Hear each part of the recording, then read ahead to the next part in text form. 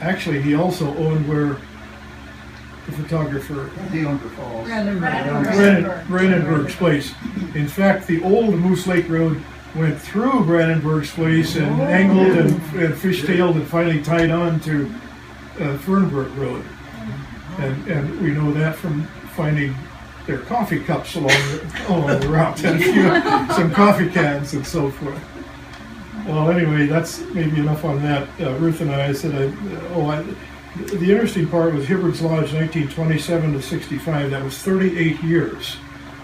Now, Ruth and I have been here since 78, and in 2016 we'll probably be leaving. We also will have made 38 years. I didn't even realize it. We haven't voted on whether or not. Just make that clear.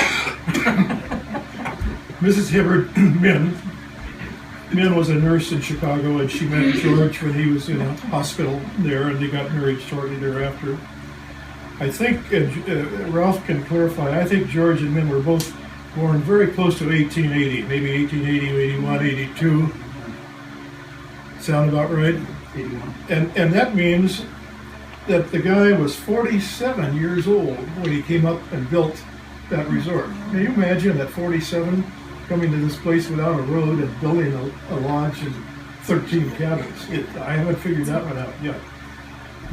Plus, they had some recuperation time, and Ralph will tell you about, because they had an event in Chicago that kind of suggested that they find another place to live. Fernburg Road, I told you, was gravel until 67.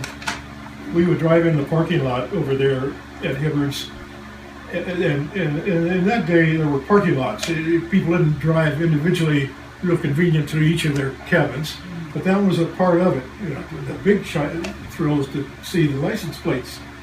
80% were all Illinois. I mean, I thought, did they bring all their Chicago friends or what? But that was pretty consistent. Hibbard's, the lodges here were, the first lodge was Canadian Border Lodge, and Hibbard's Lodge probably 27, and I don't know the years of Kirk's Lodge. I'm guessing 40, in the early 40s, which is just beyond us. And then there was Anderson's Resort, and I've forgotten Mrs. Anderson's name, but she was quite a lady with gambling and rings and bells. And that one is the one that became Don Deland's, help me with the name of the resort, North Country Lodge, which is now being sold off. The Hibbard's Lodge was eventually sold in 65 to Jim Manos, and I think I bet they were from Illinois. And then Ted Clays, Illinois. Ted Clays bought it and ran it for quite a while, and then was the fire in 1979. Spring, we were happened to be here that weekend. Then the U.S. Forest Service did purchase it. And then I should mention they had 3 cabins, which are housekeeping cabins, past the little bridge. The bridge is gone now, but that's Hibbard's Creek or Uncle Jed's Creek. That's right there by Herrick's. And I believe Emery Glenski bought those 3 little housekeeping cabins. And probably then he must have sold the last one to Don Deland. Don owned the cabin next to us, which was McFeeder's cabin. They were probably from Illinois too. and then now John Herrick did purchase, those 3 housekeeping cabins. I even have the names of those cabins. They were just little tiny square cabins. There's a little brown cabin over there now. That was one of Hibbard's housekeeping cabins. That's the one between Herrick and Herrick, because Herrick bought McFeeder's. So there's a little brown cabin, it's the original housekeeping cabin of Hibbard's. In fact, I remember our family coming up there and staying in one of those. Our place was Art and Nell Keithon. I've forgotten earlier. Dixon, Illinois. Yep. There's another Illinois. And then a family named Manello had it, and then we bought it in 78, as I say. Min, of course, was quite Swedish, and enveloped that in her menus and her signs and her names, and it was really nice the way she would keep that alive. In fact, I love the way she named her cabins and had nice little signs made. We have 2 or 3 of them. The cabins were Sunset, the last one this way, Viking, Eagle's Nest, that's the one they had my parents use for honeymoon, Idle Hour, Hillside, Villa Vista, and Virgin's Refuge. Love that name. And then there was there was an annex under Virgin's Refuge. I remember one year from high school, I came up and they let me stay at the annex under there. The housekeeping cabins were Grandview, that's John Herrick's. Deer Path, the one that's still there is Deer Path. And Witchwood, that was McFeeder/Milan cabin, which is the one next to us. There was also Brookside and Fry. And Brookside would be, of course, next to the Hibbard's Creek, Uncle Judd's Creek. The Scouts actually were housed at the Hibbard's Lodge for a period of time, and until finally they did find their own home where they are now. As I mentioned, I have a photograph that I was there in '47, and it looks like I was there in '62 again. We would kind of come intermittently. So I was probably there 7 years at that lodge, and we got to know George and Min quite well. My wife reminded me to mention the early cabins. There was no plumbing, there was no bathroom. There was a generator that would shut off at either 9:30 or 10 o'clock. Blinked the light a couple of times, tells you the lights are going out, folks. No phone, of course. And the ice was the winter ice that they would get from the bay and bring in and had it in an ice house. One of my memories was what we always called Hibbard's Island, but we found out later that was also Kirk's Island, or Burley's Island. I think the Kirks and the Burleys and the Hibbards all claimed this little island up in Wind Bay. That's Moose Lake's Wind Bay, the one that leads to Wind Portage. But they have a nice little island there, and about once a week they would have all their guests arrive at that island, and the waitresses would come out and they would serve a very nice meal and very picturesque, all the people. I remember my folks invited a family up who came from our home in Salina, Kansas, and this guy came and he had a 25 horsepower motor. Well, that upset the Hibbards unbelievably. A 25 horsepower motor is unheard of on this lake, and he didn't know if he would let him use it or not, but he finally did. Hibbards would often winter in, I think it was McAllen, Texas, way down there. I don't know whether that's whether the Texas steer came from there or not. That's why they named it. You'll hear about the Texas steer. I am or was a member of the. Help me with the name. The Brush Batty Club. Yeah. Me and Hibbard and some of the people had a Brush Batty Club. I think Ralph and Arlene will tell you a little more about that. But unfortunately, I gave the formula of the Texas steer away, so I've been kicked out of the Brush Batty Club. There's written rules. But there's a dispute on whether that was the exact on the formula for it. That was the exact one. Arlene? I'll tell you what I remember making it, the way she made it. All right. A quart of bourbon. You went in the courts. A quart of bourbon, a quart of maple syrup, and a quart of lemon juice. That's all. Oh, just those three. Those 3 things. No gin. No gin. Oh, And the reason she called it a syrup was Texas 1 to steer 1. because after the first one you'll really get a kick out of it. And it goes down really nice and smooth on the first one, and people think, wow, this is nice, I'll have another. And you don't want to have another. So you've been reinstated to the club. Well, she used to make them in these oversized shot glasses. They were big. They mix it up in a rock bucket and serve it a little different. And when she made them stronger than that at her place, I saw her and different at the resort, because first time I had one of those, I wasn't sure I could make it home. just after one. And I tell you, she could put those away. And that was what threw me out. She just put those away, and I'm thinking, I'm half her age, I ought to be able to keep up with her. But But the reason that you'll find them on the census in Chicago, because they would go back there every year and run a restaurant. For the winter. They'd run a restaurant there to earn money to come back and build more cabins. Oh, I see. And that was where they had the run-in with the gangsters. But you wondered how they came up here. And that was in the 20s. There was a minister in Chicago named Dr. Preston Bradley, who was a minister of what they just called the People's Church, and no denomination. And he had a place in Tower on Lake Vermilion. And he kept telling men in Georgia if they really wanted to get up in the woods, this was where they should come. Oh, So he's the one that brought them up here yeah. and got them interested in having Right. here. Right. He used to come and he was the keynote speaker at the big 4th of July celebrations in Tower, when they had the big Indian powwows and that. Oh, yeah. And Dr. Preston Bradley for years was their keynote speaker. So he was Chicago again, brought him up here. But the original time when they first came, they had a portage in from Jasper Lake.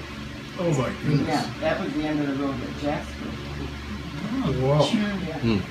And the reason they changed the name, Manus changed the name to Tanglewood Lodge, because Mrs. Hibbard had named the road coming in here The road. Tanglewood Trail. Yep. So that's why they changed the name to Tanglewood Lodge. Huh. Well, she wouldn't let him use the name. either. No. No, she. She had her standards. Nobody else could do it. Yeah, and he did. No. And that was another bad thing, when George passed away, well, Lyman and I had driven her down to McAllen a couple of times, but when George passed away, we had talked to them about buying the resort that last fall, and before he went down there and died in Texas. And Mr. Manus had been customer, and he was a hairdresser in Chicago, Yeah. and could really schmooze the people, you know. So he flew down to McAllen and really gave her a song and dance. Right. What Yeah. can I do for you? I feel so bad, you know. What can I do to help you? You know. And so she let him buy that resort with no money down. Gee. And she worked all summer cooking for him, so to keep the clientele up. And he paid her $25,000 in the fall. And that's how he got that place. My God. 25. What year was that? Oh my gosh, 65. about 65. 65, I'd say. But I was just sick because I had worked there all those years, and then off and on every spring and fall when the students left to go back to school. Sure. And I knew what kind of money she was making and the clientele that she had, and we really wanted to buy that. And Well, and then he didn't have it very long at all, and he's the one that put in little drives to every cabin. So these little pathways to the cabins were now 12-foot wide gravel drives. Then, between the lodge and the creek, there were beautiful cedar this size. He cut down all of those white cedar. He was going to have a children's playground or something like that. And those cedar have not come back, of course. no, It's and made me his family sick. was not there to help work. They were there. They were guests. They were Yeah. enjoying the resort life. So we had no help from his family and his Yeah. sons. Oof. So he just didn't make it. Yeah. Our cedar train to come in But the there. very- We should designate certain ones. That's, because really, there are lots of shoots. Little cedars? Yeah. Oh, lots in of- that area, there's cedars? Yes, oh yeah, because we we Good. have an easement across that Oh, eventually land they'll to be the there. water, and we see these little cedars all the time, but they get nipped off. Oh, Yeah, they do that. The old lodge where the chimney still is, it's Yeah. right off the front of our place. And we have. Is the chimney there from the lodge? I thought the chimney was just there from the house. No, No, I don't that's know. right. the It's lodge from is the there. house. Yeah. You can still see some Yeah. stairs up where the lodge was. Yeah. Yeah. But not the chimney. Yeah. We went there together. Yeah. Ralph, why don't you tell us the real tale? I don't know if there's a real tale. I should start by saying I sort of joked about this, but Don and I slept in Min and George Hibbard's bed Thursday night. We have for years. And I brought this souvenir along, and we'll let those that don't know what this is. This was Min and George's. They brought it with them, and we'll let you figure it out just as a tail twister here. But Jeopardy question. Jeopardy question, right? And I'll tell you the story behind this. But I'm also a historian on the side, so when he threw this out, there were pieces that I didn't wanted to fill in on this, so I went and researched the census records on both George and Min. And George was born in '81 in Wisconsin, and lived in Wisconsin until he was 26. And then Min was born in near Alexandria, and still has family there. 2 years later, no, yeah, I think that's right, 2 years later. And then they lived in Chicago, and as Arlene said, they ran a restaurant and that kind of thing in Chicago. The area where they were in Chicago, I found them in the census in 1930, a place called Villa Park, which is to the west of Chicago. What's called DuPage County. I don't know if those of you that know the Chicago, you got a Northwestern t-shirt, so you know that well. And in Chicago history, that time was when Al Capone and what they would call the Chicago bootleg wars were going on. And that area was where there was a family of gangsters named the Tuohys. I don't know if the Tuohy Boulevard in Chicago. I'm sure, yeah, just a Chicago Tough shit. Tommy was the name of the guy that was the head of that. And they controlled the rackets west in DuPage County, and Capone controlled the Chicago rackets. And they wanted to take over Tuohy's territory, so there was a gang war that went on between the two of them in the late 20s, early 30s, and I think Min and George got caught up in that. Yeah, you tell the story, because you know Well, I don't better. really know. I did see the newspaper clipping when she in the early 40s, and I don't know which gang members were eating in the restaurant, and the opposite gang member came in and they had a shootout, and then got shot in her neck and her cheek, and there was a picture of her in the paper, and then George got shot in his stomach, and then he had to go to the hospital here in Duluth, and they came back to Duluth right away and went to the hospital here. The hospital where? But in Duluth, after they came back here, he was in the hospital quite a long time with that stomach. Oh, But that was why one of the cabins was in Villa Vista, because they were really in Villa Park. Villa She Park. named her restaurants after, the cabins after some of the restaurants.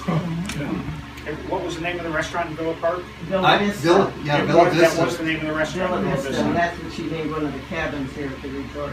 Okay. amazing. But they, and she always had,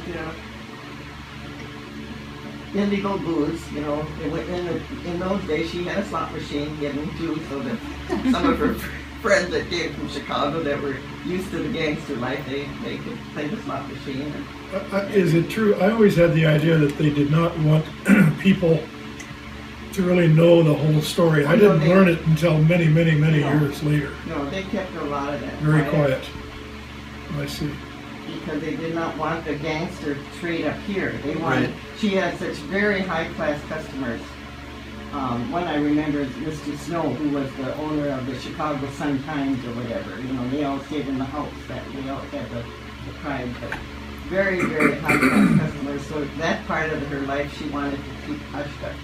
Yeah. Not everybody knew where the slot machine was, and not everybody knew where the extra liquor was, and that type of thing. How many people did you say again that they would hire each summer?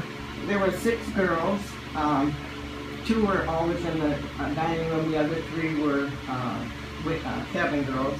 2 dock boys, and about anywhere from 10 to 12 guys, if not more than that. But talk about no water. She always said they had hot and cold running water. Because morning and night, the dock boys would run to the cabin, each cabin with hot water for them to wash, Yeah. and cold water. The same when they came in from fishing, they had ice and cold water for their drinks and hot water to wash up. It'd be a hot right. and cold running water. The boys- Running water. Yeah, well, we might as well. This actually is the top to the still. That Min and George, and my understanding was they had it up here for a little while. And when we were living in the Stuga, this was hanging actually by the stairway, as I remember. But when she lived there, sometimes people would come in and they would see this and they'd ask her what it was. And she actually had it welded shut on the inside. And she'd tell them it was a water dipper. But, Sure. if you look at it, you've ever seen a still before, it's what it is. Great. But a lot of people kind of romanticized her. I saw a story somewhere that they ran a grocery store and you know, they were upstanding people and all that. And they were great people. I can't say enough good things about both of them. But they were also real people, so. Maybe a word about Ralph's parents. They were Werner and Ruth Brower, and he was a doctor in Kansas City. I suppose the Kansas side or the Missouri side? I worked for the VA. VA, Yeah. from Hamburg, Germany, and Dr. Brower, Ralph's father, Werner, his father was the mayor of Hamburg. And I understand that the mayor of Hamburg is kind of like a governor here. It's a pretty big deal. But anyway, his father then moved his family, Werner, and the other sons and daughters to Switzerland, where I think Dr. Brower went to school for his medicine. And I suppose, Ralph, you were born in the States somewhere? Yeah. New York? That's another whole story. It's not that for today.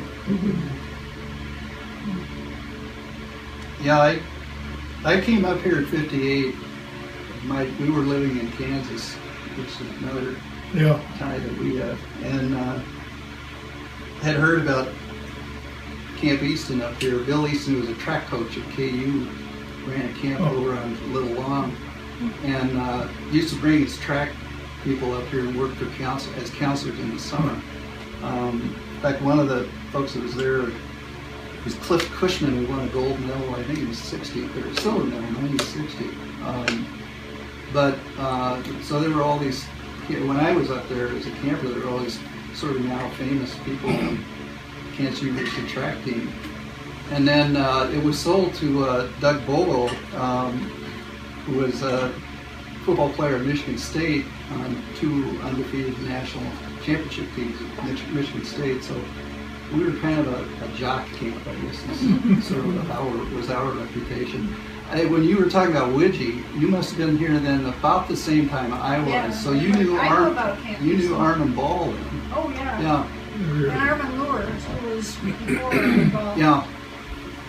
Because we used to go over there every once in a while and talk.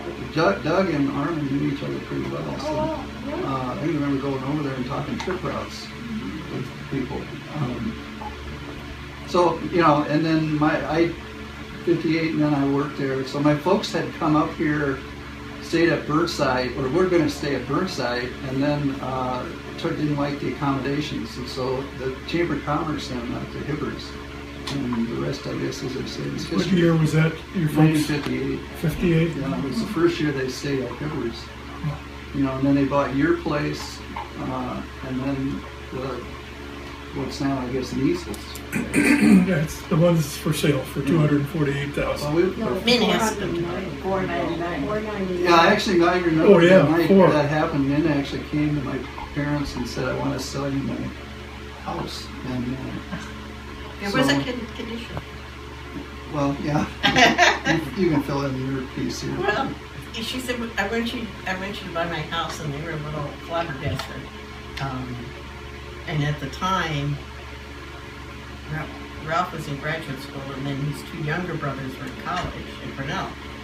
And so they were trying to figure out how they're going to swing, you know. They weren't paying for his graduate school education, but how to swing, tuition, 2 tuitions plus buy this cabin. And so anyway, they worked out a deal, and she said she wanted to sell it, but she still wanted to come up here. So the deal was that for a couple of summers, she was going to still be at the Stuka for most of the time. And his parents would come for, well, since they were still working, they could only come for a couple of weeks at a time anyway. So, so that's what they did. And even after Min sold it, when she was there, and it was, legally their property, if she saw something that she didn't think was right,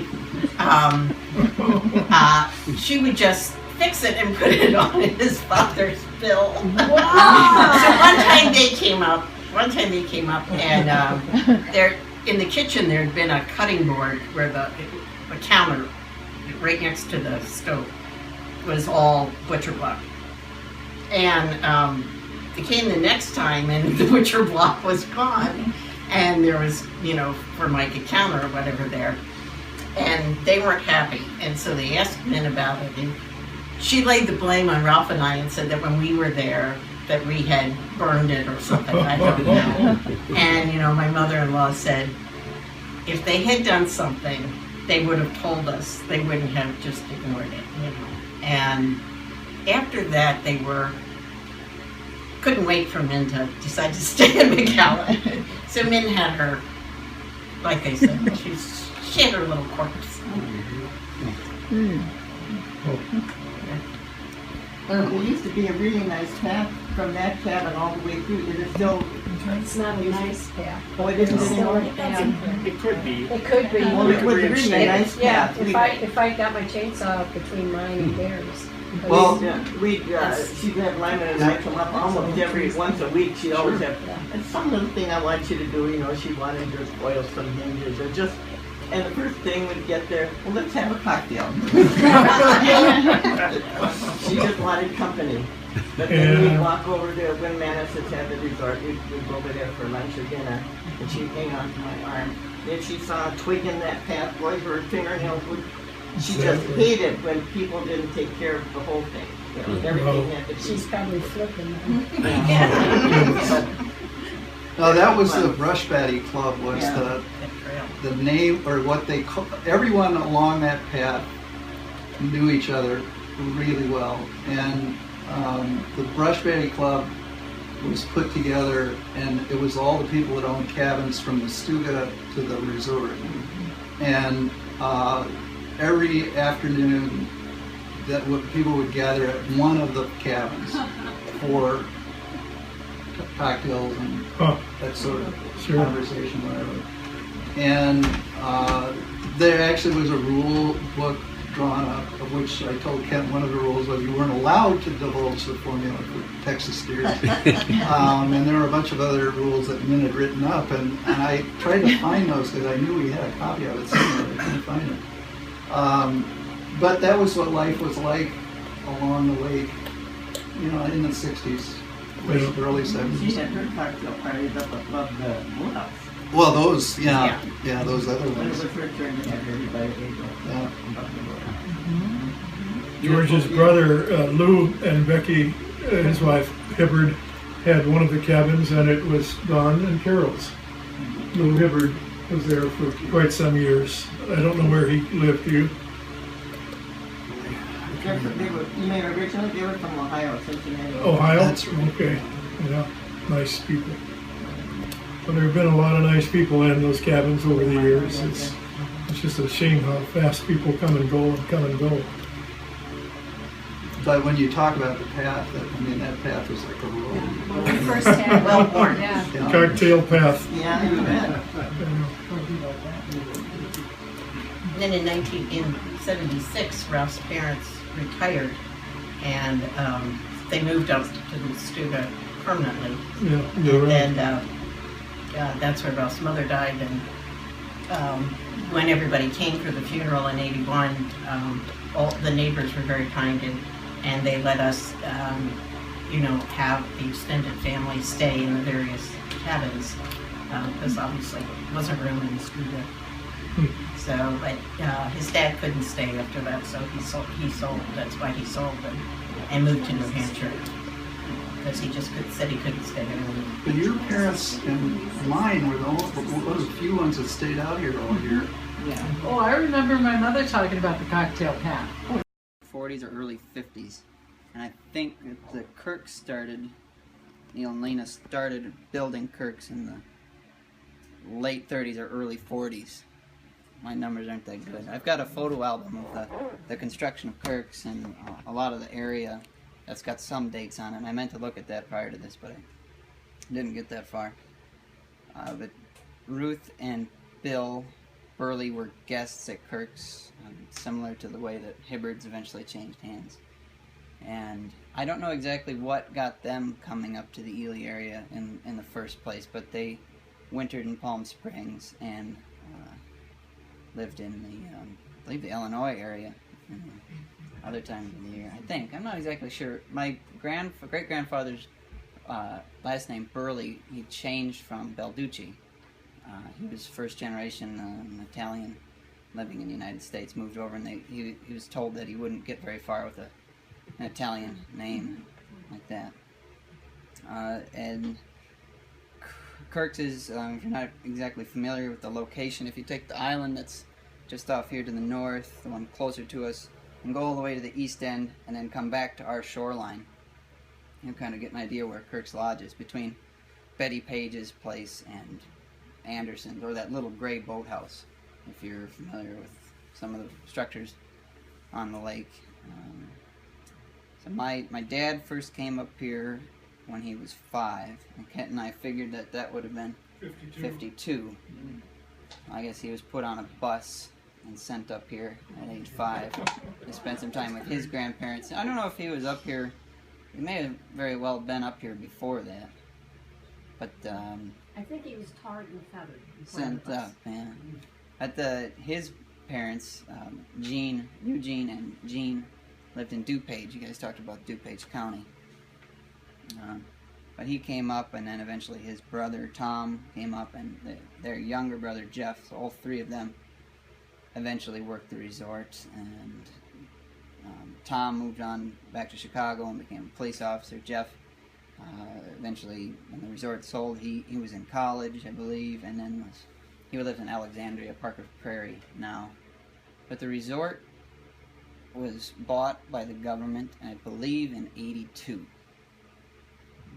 My dates on that are a little hazy. That's why I was saying later 70s on when Bernie's was bought. I think that's when a lot of the things were being purchased. There was the earlier buyout in Basswood in the 60s, and then the later second series of buyouts here.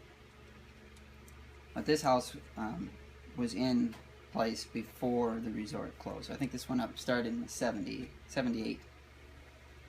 Apparently my dad hadn't had enough resorting at that point. But this piece of property was owned by Ruth and Bill Burley, and several of the other cabins. I don't know if you guys know the Stunkel name or Rund.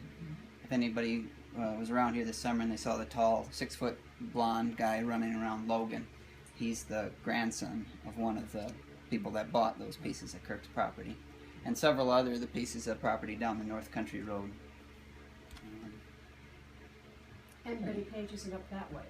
Yes, some of the shoreline down here as well. Land was much cheaper then, It's like Hibbards were able to buy massive tracts of land now with Sinky and property taxes. But Actually, if you look at our website under history, you'll find a lot of this and some of the old pictures. Yeah, on the website. Well, yes. If we ever decide to do this again, I'll be a little more prepared and bring a photo album. As I got 3 or 4 large photo albums, a lot of neat black and white stuff from Neil and Lena Minute Kirk's first drive up here, and pictures of them coming up from Duluth on the, I guess the Vermilion Trail was still the road that they would have come up on then. And you still see traces of that on Highway 4 if you come up past Island Lake from Duluth. They've even got a historical marker out there. But Mr. Brower showed me some pictures earlier, just massive stringers of fish and people holding giant northerns. There's a lot of great pictures and early pictures of the falls, Prairie Portage, and the lake. That's about as much as I know off the top of my head. a lot of obscure stories, but nothing that's going to add to that mildly cohesive tale. But what's interesting, I think, to throw in is, your folks we knew, and your grandparents, and I think when the resorts were on, I think this is true, when the resorts back then, they competed for customers, but I don't think there was any, they were friends. We used to go eat at Kirk's, we ate at Canadian Border sometimes, and there wasn't any, I remember men going to eat at Kirk's and vice versa, and there wasn't anybody feeling that was something wrong to do or out of the ordinary. I think they helped each other out as much as they did. It's a long drive to town. Hardware store's a long ways out. Yeah. We still do that a little bit. And years ago, before Hibbard started to go down to McAllen, Texas, they lived there year round. And Dorothy Moulter would snowshoe down as far as their place, and then they would take her to town to get her groceries. Jeez. And if you remember Dorothy Moulter's sign they used, "Quit your belly aching," that came from Hibbard's. Really? That's where She had that in her office, and then she had one day for Dorothy Moulter. Well, I know that Dorothy came down to Moose Lake to several places where she would go, and they would help her get her mail and get groceries and stuff. She used to go over to Holtstrand's. Bernice talks about Dorothy going over there. She used to get her water in that little red pump that's still out on the hotel.